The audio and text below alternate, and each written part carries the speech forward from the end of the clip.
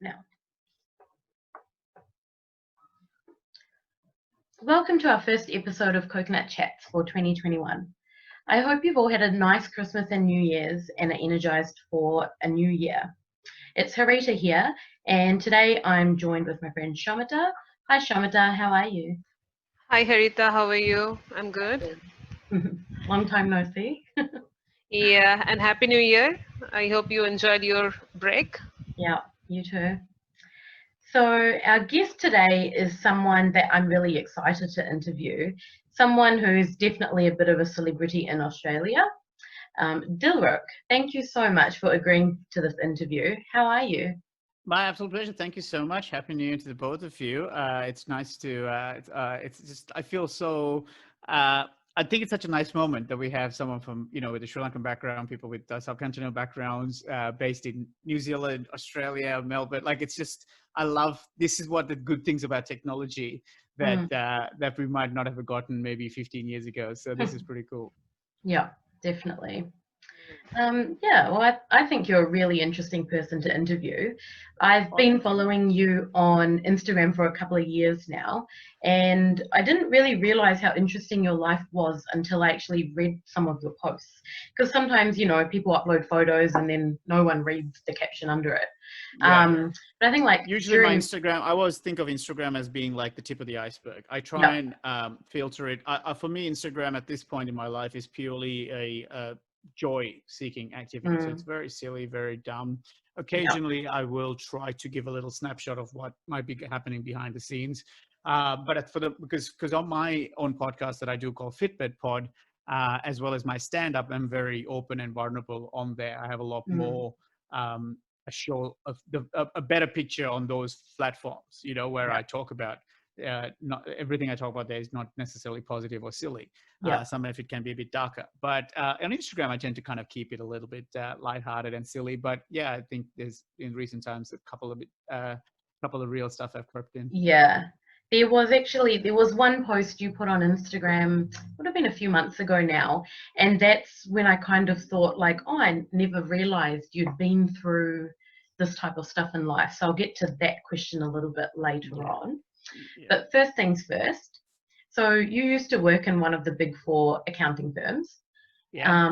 Personally, and me as an Indian accountant who also used to work in one of the big four, I know this is every brown accountant's dream. Yeah, And yeah. probably not even brown accountants, but any accountant that graduates Well, any university. brown person's dream. Yeah. And I think sometimes even more than us, it's more our families that end up being thrilled that we got into the big four after so many years of study. But can you tell us how you transitioned from being an accountant, typical office job, to being a comedian? Yeah. So for me, I guess it sort of the seed of it was planted way before it actually cropped up. So the transition, I mean. But as a child, I guess in Sri Lanka, I had a very clear idea. I think I wanted to be rich. I didn't necessarily uh, understand why I wanted it. I guess I wanted the freedoms that money could buy in terms of the things you want to buy and where places you want Mm, to go and things like that. Well, my family were well-to-do eventually. Like I would say, we're very comfortable now. But as a child, I think there was a couple of times where we had to be selective as to what when we go out for dinner, for example, yeah. and it was always a treat. It was if you did well in your grades or a birthday or something like that. My parents always tried their best to make us feel like we didn't lack anything in our lives. So within their means, they made it feel very special. But there was still, obviously other kids in school and stuff that Richard. So I guess that's where the seed of wanting money started. So from that Mm, point on, I guess I kind of decided that, well, not to sound too braggadocious, but I'm like was quite smart. I was really good book smart. I knew how to study. I don't yeah. necessarily think of myself as an intelligent, smart person, but I know how to learn what the examiner wants me to know. Yeah. So Yeah. I even when I left university, I say I left with a qualification, not an education. But I have no idea what I studied, but I knew that I got the grades that was going to get me to what I needed.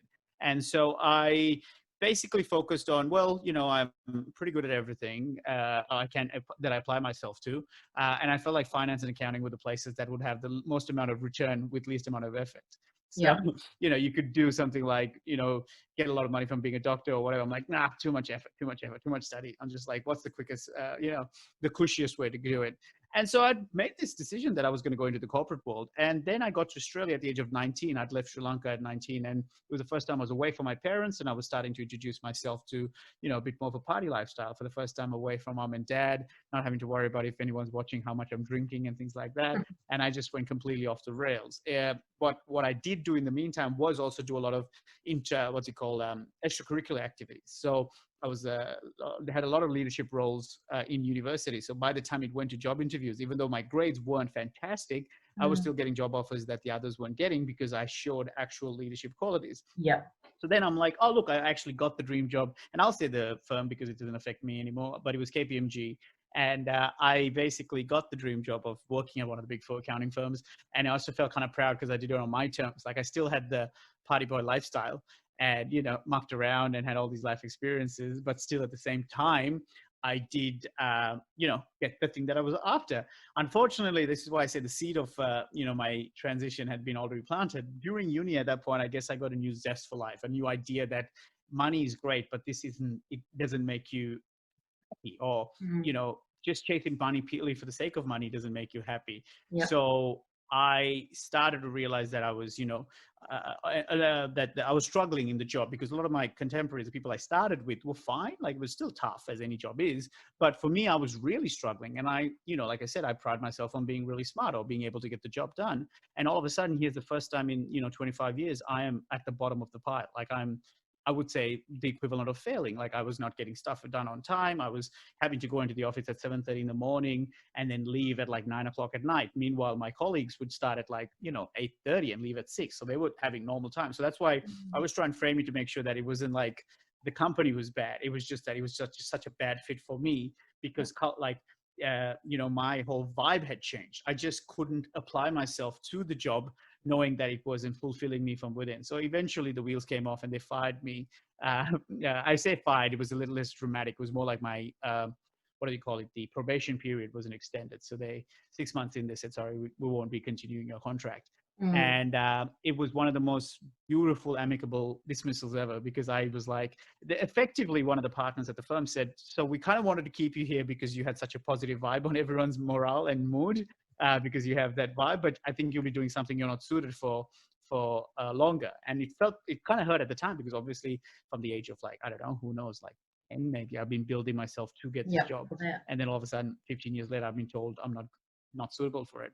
So it was kind of a blow to the ego, but I did take that moment and reframe it and went, okay, well, this is what I wanted to do purely for the money and I hated it. What if I went the other way around? What if I had all the money in the world and, I bought the expensive house and car and went traveling and all of that, then what would my day-to-day look like? Once I get all that, superficial materialistic stuff bought, what would my day-to-day look like? And I remember, I always wanted to try stand-up. I always thought, that might be something fun and interesting to do. And if money was not an option, then I'd just be involved in that world in some capacity, right? And that's when I decided, okay, well, I'll have a crack at stand-up. But I didn't realize I have a fear of public speaking. And so it took me about a year to actually build up the courage to get back on stage, to do my first ever gig. And this is not an original thought. I can't remember where I had someone else say it, but essentially what it felt like was there was a fear to do the job, to do stand-up, to try it for even once. But the fear of never trying it was starting to become way worse. So both options gave me a lot of dread and anxiety about trying something or never trying it at all, and never trying it at all was worse. So then I thought, okay, I'll just give it a crack and see, because also I just technically, like I said, quote unquote, failed at accounting. I just didn't want to fail at another thing. You know what I mean? I'd already failed at the accounting dream. If I try comedy and I'm crap at that, then I don't want to fail again. And turns out I was crap. And I didn't have a good first gig and probably didn't do really well for the first 3 years. But what had changed was I didn't care, in the sense that I loved the process so much. Like it was the first time I did something where the steps that led up to the actual gig was interesting and the reward was in the work itself. And that made me just go headfirst into it. I remember I started working for a small accounting firm after I got fired from KPMG, and I went to that boss and said, okay, I want 1 day off a week because I want to be a comedian. He's like, so can't you just do that at nighttime? Why are you sacrificing a day's pay? And I'm like, no, I just want to, I just want to commit. I had in my head, I had switched that mentality from being a accountant to, having a crack at comedy. And after just one bad gig, I had decided, oh, I'm a comedian that does accounting on the side. I never told that to anyone because that's very arrogant to say after one bad gig, but deep down, I just felt it.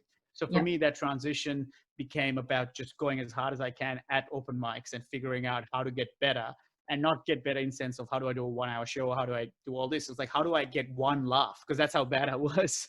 I was like, I've got 5 minutes at a time and I can't get them to laugh, but I'll just focus on those little small pieces that build to the 5 minutes, because again, I love the process of it. It was never, the result was the bonus, So for me, that attitude really kind of helped me, shift my mindset as to what I was actually going to be going after. And I was really grateful that my other accounting boss supported me that way, because I started taking off 1 day a week to 2 days a week to, eventually I went full time 4 years ago. So up until 4 years ago, I was still doing a little bit of accounting. I was down to 1 day a week.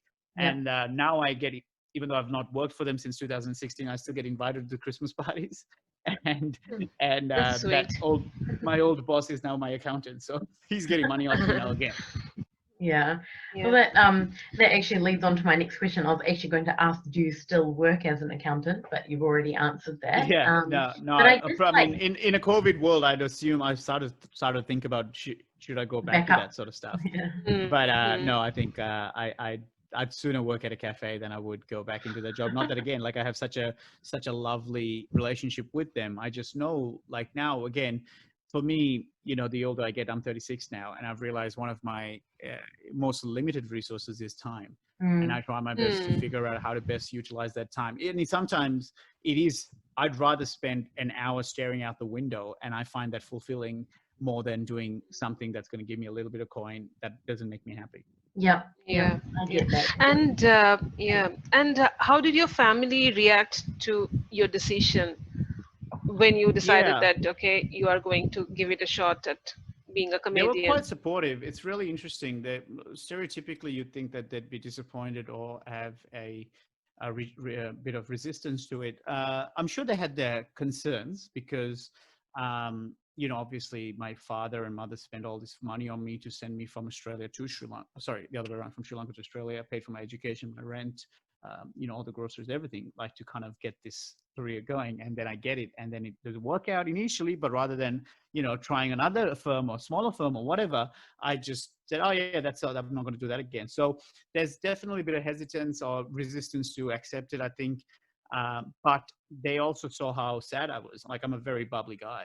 And they saw that 6 months at KPMG, how it changed me from within. Like, it was, you could hear it in my voice. You could see it in my eyes. There was just something about when you have self-esteem is basically when you're deviating from your core values. And this was something that was pulling me so far away from what I truly believed as to, who I am, that it really brought me down, and my self-esteem was quite low. So I think they saw that once I started doing my gigs, like I would just light up, like, I would stink and bomb and, I wouldn't have a great gig, but somehow the very pursuit of it was so thrilling to me that was just, even now as I talk, it's still got that same level of excitement as I did 10 years ago. So for me, I think they picked up on that. They know their son better than I know myself. Right. And so they were supportive in that sense. And, here we are 10 years later, my father's watched my 1 hour stand-up special 21 times now. And apparently the first 15 times he always has a box of tissue next to him because he starts crying at the end of it. So, they're very supportive in that sense. That's really good. I find, like, especially, both of us being Indian as well, we know that some parents don't always like it when you deviate from the norm because they worry about what their society is going to say, or if you're going to do well for yourself and things like that. I think it's like something every brown person has kind of gone through to an extent. Yeah, and I'm sure there's still elements of that concerns them, because, or concerned them, put it that way. Like definitely, because especially because I was not good at it. Like I would like to think that most parents just want to know that you're going to be okay once they die, and somehow bombing at an open mic gig, saying this is what I'm going to do for the rest of my life. They're like, is this what he's going to do? Like, okay, I mean, he believes it, so let's back him, kind of thing, you know. And that's got to be tough for any parent, regardless of, you know, ethnicity, I think. But I found that because I conveyed how much this means to me, I communicated to them how much this means to me and what kind of fulfillment I'm getting, that I believe that I'm going to keep doing this for, like, you know, whether it's going to take me 20 years, 25 years, it's all I'm going to be doing. Yeah. And I even consider my career peak to be November 2017, when they were in town and they saw me headline. And I remember being like, oh, this is what I was chasing. Like, I've got all this, you know, all these things I was doing was ultimately winning their approval. Like, I just wanted to see them see me do well, you know. And there's a photo of my folks that I used to have on my phone until my phone I've just got a new one. I haven't put it, but it was them standing in front of after I'd headlined, and I can see in their faces how proud they are. And for me, I just drew a line in the sand saying that was my career peak. Anything from now on is just bonus, because not to be too macabre, but I knew that I was going to keep doing comedy. I just didn't think they're going to be around for when it starts to work out. Because I just went, oh, this is what I'm going to do, but I don't think I'm good enough to get there while they're around, you know? So the fact that they saw it, the fact that they were there, mom had a bit of a, I don't want to call it panic attack. It was like she had like a breathing issue because she was so overwhelmed by the whole gig and seeing me do well, but then also seeing people line up to like take photos with me and all that was too overwhelming for her 4'10" heart, that somehow she then had to be rushed home. So, you know, so for me, that moment stands, you know, as one of the coolest things ever. And then I suppose both of you can relate to the joy of this, which was last year when they were in town at the Australian, you know, the Boxing Day cricket match at the MCG, which is such a pivotal thing for cricket, which they know about. The members section had a breakfast, like a special VIP breakfast, and I was the performer.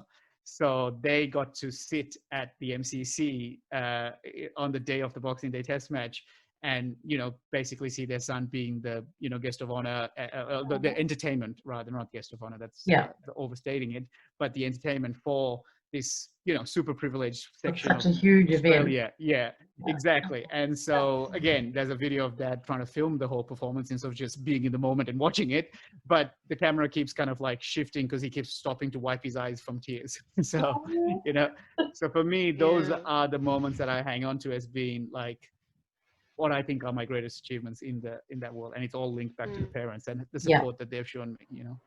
Yeah, I like how you kind of end up answering the next question I have. I'm sorry. No, that's good. It's fine, and it's beautiful. I was actually during lockdown, my husband and I watched that Netflix special you did, LOL. On Amazon Prime. Yeah. Amazon Prime. Sorry, we have both. Yeah, so I that's get all right. confused. Oh, what a brag! Oh, she's got both streaming services. Oh, my sorry. I've actually I've realized I've got overkill. I live alone and I have like 6 different streaming services. I'm like, surely you need to let go of one of them. One of them. You don't need Disney Plus anymore, do you? I've watched all the Disney stuff, but I'm like, I love it. It's just like when I'm feeling down, I just want to let go of it. Yeah. Which ironically is one of the songs, Let It Go.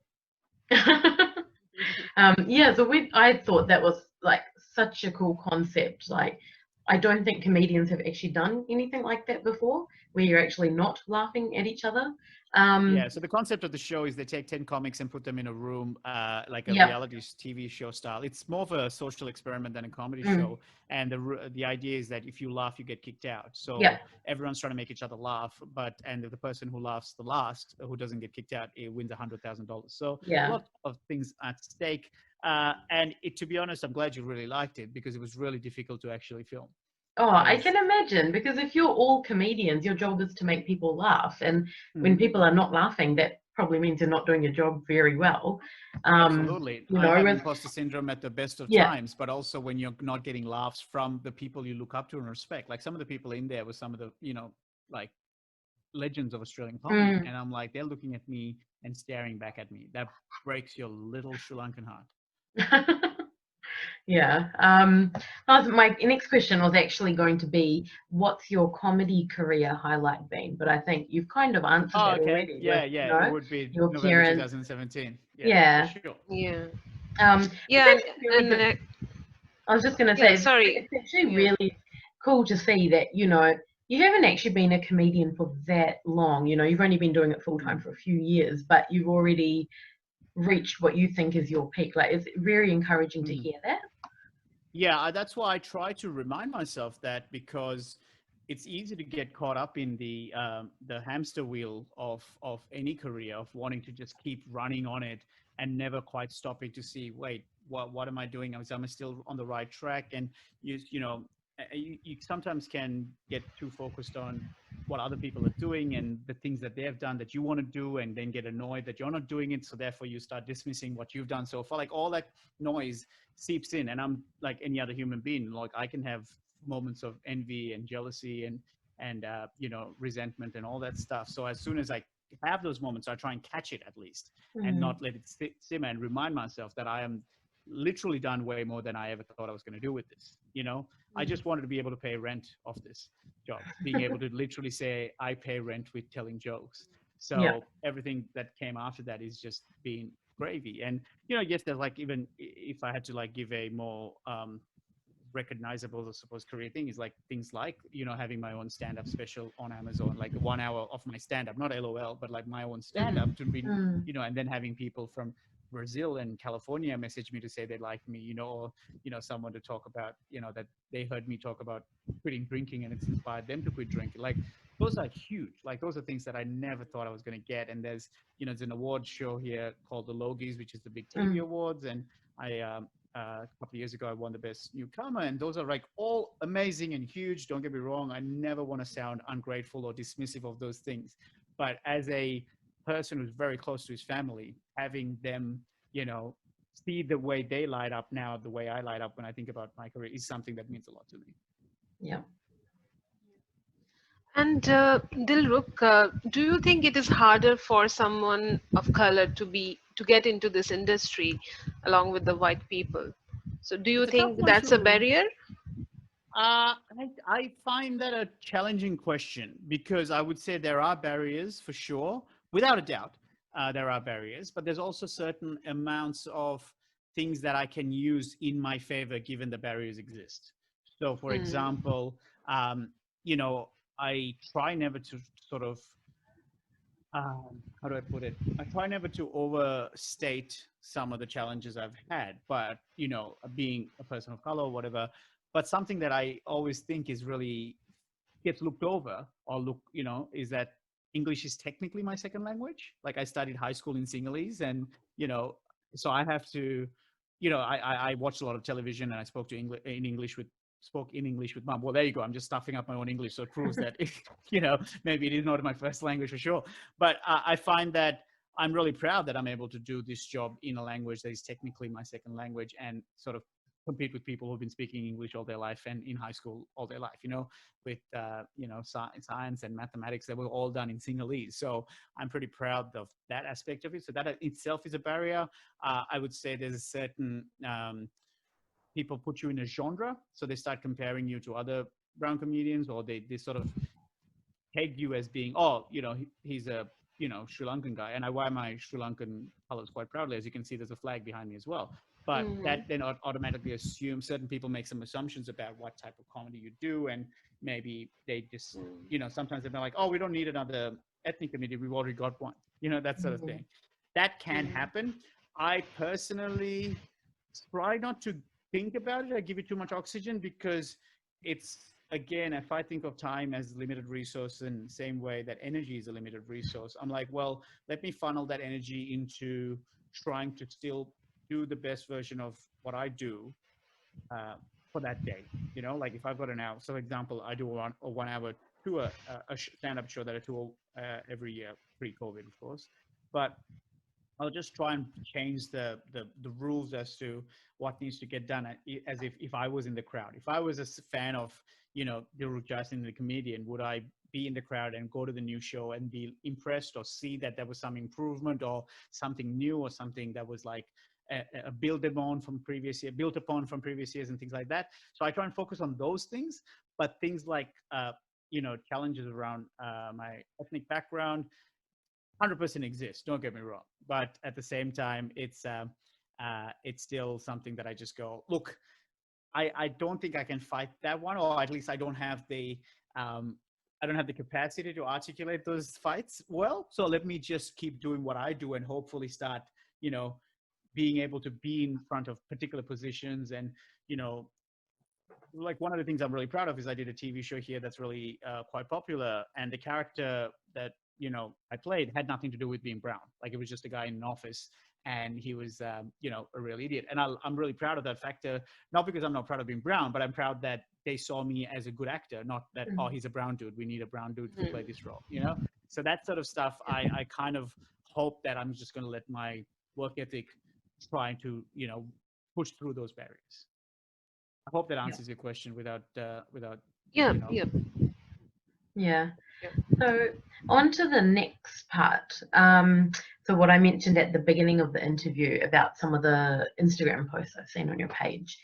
I came across a post once where you mentioned that you've done. My nipples out? No, I never I can thought understand that. why that really inspired you to get in touch with me. I don't know what your husband's going to say about that, but fair enough. No, I saw one where you wrote, you had a photo of you, I don't know how many years ago, it would have been maybe 4 or 5, and you'd written in the caption that you've dealt with mental health issues in the past, and basically it was like a photo of what you looked like a few years ago and what you look like now, or maybe 6 months ago. And you wrote a little bit about the mental health issues that you went through back then. Can you elaborate a bit more about that time of your life and what you did to overcome that dark phase of your life? Sure. The picture that you're referring to is, I think it was a photo of me from, I would say 5 years ago, maybe, I think it was roughly. And it was me with a glass of scotch, about, I think approximately like 120, 25 kilos or something like that at the time. And quite drunk and quite, look, having a good time, but at the same time, there's it's not the most flattering photos. But it was the day that I was it was World Mental Health Day. And I was actually asked to be an ambassador for Australia's World Mental Health Day. And that kind of meant a lot to me, because also last year, the year before that, I was the ambassador for an event called Run Melbourne, which is a half a marathon. So for me, it was kind of started off as a chuckle, kind of a joke, which is the idea that I can't believe that this guy in 5 years is going to be an ambassador for running as well as mental health, help. And so I'm really proud of that. Again, genuinely, like it's one of those things that I did not expect my work to get into that position. But what I talked about in that sense was just about the importance of asking for help. Like I was a bit hesitant to actually accept the role about being a mental health ambassador initially, because I didn't want people to think that I know what I'm doing, because I don't think I know what I'm doing. I didn't, when I realized that we were on the same page, which is that they just want someone to talk about the importance of prioritizing looking after your mental health. Then I was like, oh, I'm happy to do that, because that's something I bang on about all the time. Like, I have varying degrees of struggles with sadness, really. Sometimes I try to not necessarily say the word depression too often, because I have friends who really suffer from depression that isn't necessarily like born out of any rhyme or reason. It just can hit them really bad. So I'm someone who, tries to frame my struggles in a way that isn't taking away from how difficult their stories are. But that's also one of the mistakes I was making for a few years, which is that I kept dismissing my struggle just because it wasn't bad as my colleagues or my friends are. But the reality is your struggle is your struggle. Like if you are lucky enough to not have it severely, it still is your experience. Do you know what I mean? You're still having a challenging experience. And it's why I think when I do something like gratitude list, for example, I always try and bring the gratitude to something that is directly related to my life. What has been better since last week or since yesterday or since last year, rather than going, I am grateful that I have a roof above my head because there are a lot of homeless people in Melbourne, right? That is something I should be grateful for, and it's a privilege I should be checking. But at the same time, touch wood, I've never had to be homeless. So I can't really truly absorb the gratefulness of being in a home indoors, because I've always had it. Like, again, I can intellectually go, yes, I'm really grateful I have a full stomach and I'm not hungry and I have clean water and access to good healthcare. But because it was something that was never away from me, how am I really going to truly absorb that? So for me, if you use the same mentality, yeah, you might not know how bad depression might be, but the version you're dealing with is the worst you've had. And that is as valid as someone else's struggle. Like, so therefore don't dismiss it, and just remember it's okay to ask for help, even if it feels like, well, this isn't as bad as such and such as depression. It's like, no, it's still your difficulty. So I think because that was kind of the vibe that I was banging on about in my podcast, I think that they really like that, which is because a lot of people who are lucky enough to not deal with severe depression think it's not, they can ignore the other stuff. But the truth is, no, if you're struggling, there's nothing wrong to raise your hand and say, I could use a bit of help here. Yeah. Did it take you a lot of courage to openly talk about your struggles in public? Yeah, that part was really tough. And it was, as you can see, even as I'm explaining it now, I'm still finding ways to qualify the reasons why I'm saying it and how to say it, rather than just openly saying, oh yeah, I feel difficulty, I feel sad or whatever. There's still these things that I try to give it some context, just in case people get the wrong idea or whatever. I'm like, but who cares? Like, if I had injured my leg running, I would just say, yeah, I have a leg injury, and I get a professional to look at it. But somehow, because of mental health and the stigma attached around to it that I'm still trying to break away from, I'm still, even 30 seconds ago, trying to give big justifications for it, rather than just saying, yeah, I struggle sometimes. I think it comes a lot from cultural background as well. I think growing up in Sri Lanka, we didn't really talk about mental health issues a lot. In fact, I didn't tell my parents that I see a therapist, a psychologist, until we were watching a TV show I did here in Australia called Husey, We Have a Problem, which is a comedy show. And on there, I was talking to the Australian public quite publicly about me seeing a therapist. And I forgot, I was sitting with mum and dad back in Sri Lanka, and we were just between us bootlegging it on YouTube. And we were watching the show, and they were like, oh, she's a psychologist. I'm like, oh, yeah, sorry, forgot to tell you. And I actually had a lot of open, frank discussions with my parents. They're a lot more on board now, but initially I think they were, I would say it's actually, the first time I realized this, they probably were less comfortable with the idea of me seeing a therapist than they were with me being a comedian. I think there's so much stigma attached to mental health chat in our world that I assume, I guess there's a lot of misinformation about what it is initially, which is that they assume that it's a sign of weakness. It's assumed it's a sign of, the devil's got into you, so we got to pray it out of you, and that kind of stuff that, I've had varying degrees of that chat around my cousins and the difficulties that they've had. And rather than it being this thing that should just be looked by a medical professional or someone who studied the thing.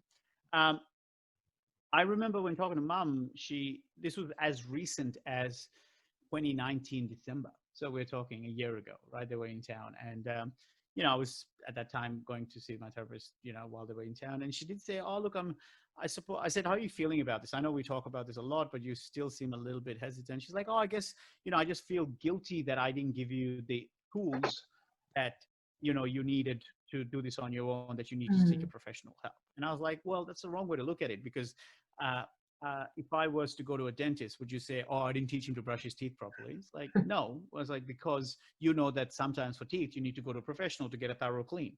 So yeah, you can do all the toothbrushing at home, morning and nighttime, but at some point you need to go to a professional to get it really done. So that's all I'm doing is, I guess you've given me the tools and given me some tools, but I do a very stressful job. I do a very public job, and there's a lot of moving parts that I need a professional to help me navigate. That's all it is. And the thing I always try and remind myself is, like, if you take, I don't know, Dilruk, one of the greatest cricketers of all time, like, he had a batting coach. You know what I mean? Like, he was one of the best in the world of his time, and he needed someone to help him with his batting, like, even at his peak. So what is to say that, us mere mortals, don't need help with our lives? You know what I mean? Just because we're doing it well doesn't mean we can't do it better. So why not get someone to help you with it? Yeah, actually, you already got into our next question, which was regarding the taboo in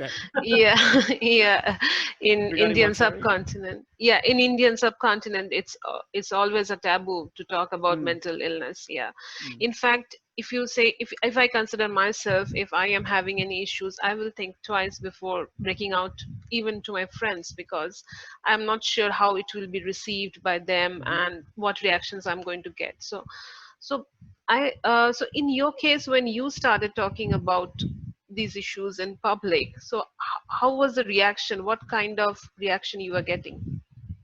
Well, it was overwhelming. So when I did the mental health chat, this Instagram post about being an ambassador, I got a lot of lovely messages, a lot of really kind things that people said to me.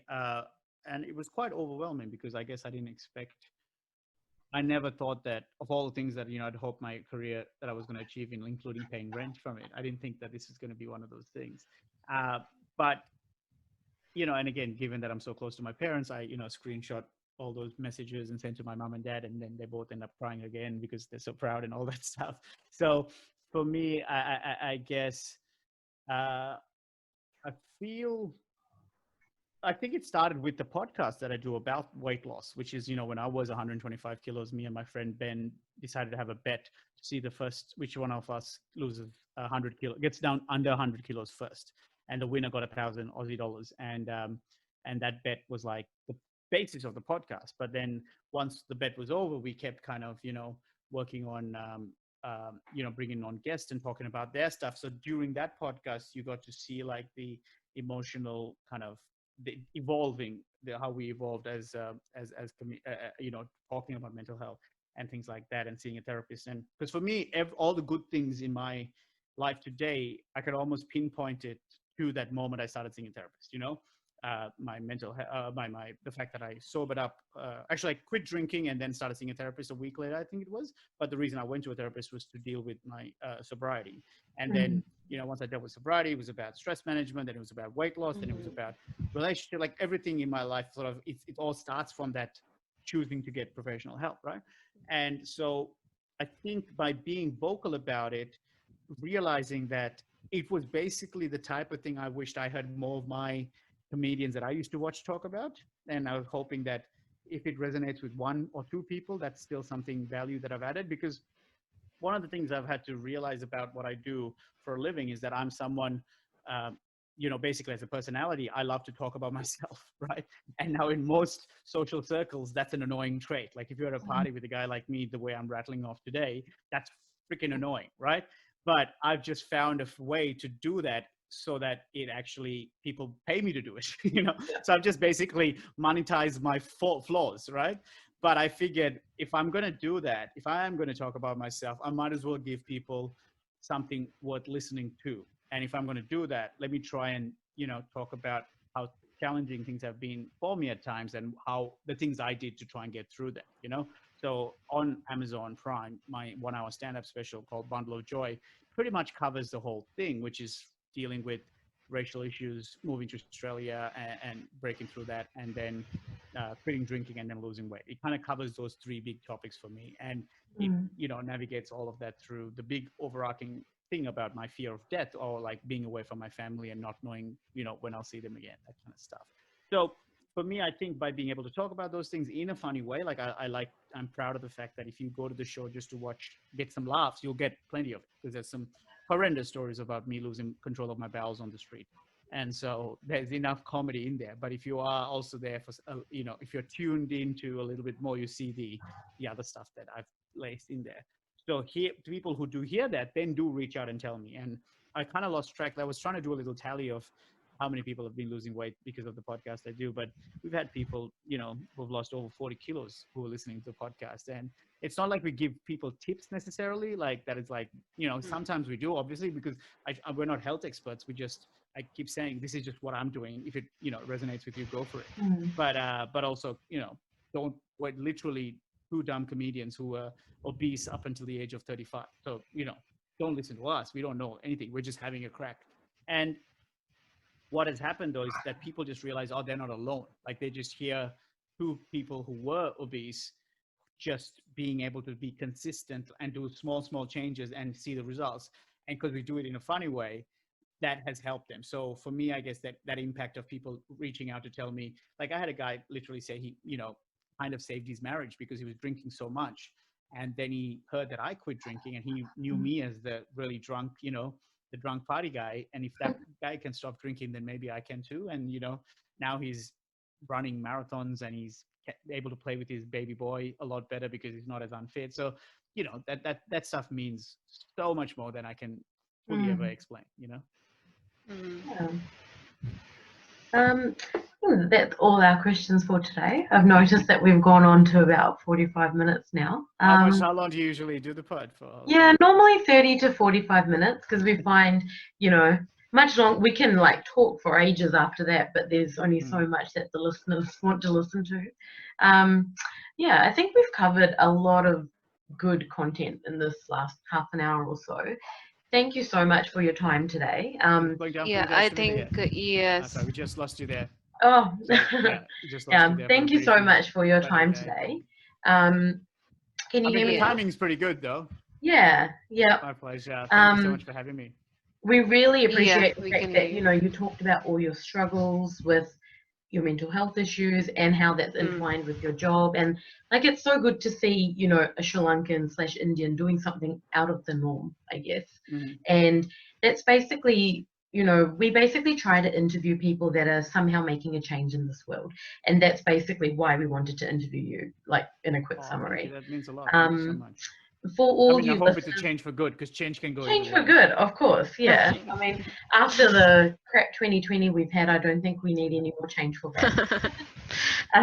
For all you listeners out there, remember to like, follow, and share Coconut Chats on Facebook and YouTube. Tell your friends and family about us if you like what you've heard. And if you have any recommendations, or if you would like to be interviewed in the future, feel free to message us on Facebook or email us at coconutchats@gmail.com. Dilruk, thank you so much for your time today. I know you're a very busy person, so this hour meant a lot to us. Thank you. Thank you so much. Thank you so much. Yeah. Say that I would have a positive impact on the world. Thank you so much for that. Yeah, and I loved the dentist example. That's lovely. Yeah, right. It's really. There you go. Yeah, I wanted to mention that. Yeah, I loved Excellent. it. Yeah, thank you so much. Thanks. See you all next so much. time. Take care. Bye. Yeah. Stay safe out there. Bye. Bye. Cool. All good? Yep. All right. Okay. Sorry, my Thanks, stop guys. button had disappeared.